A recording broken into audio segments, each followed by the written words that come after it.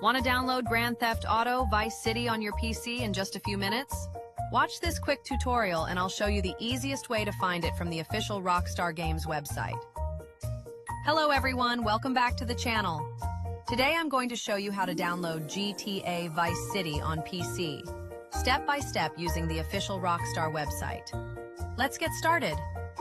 Step 1. First, open Google on your computer. Step 2.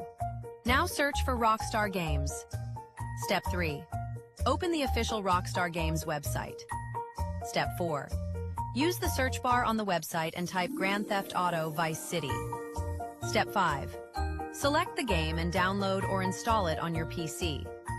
If this tutorial helped you, don't forget to like the video and subscribe for more gaming tutorials. Thanks for watching, and enjoy playing Grand Theft Auto Vice City on your PC.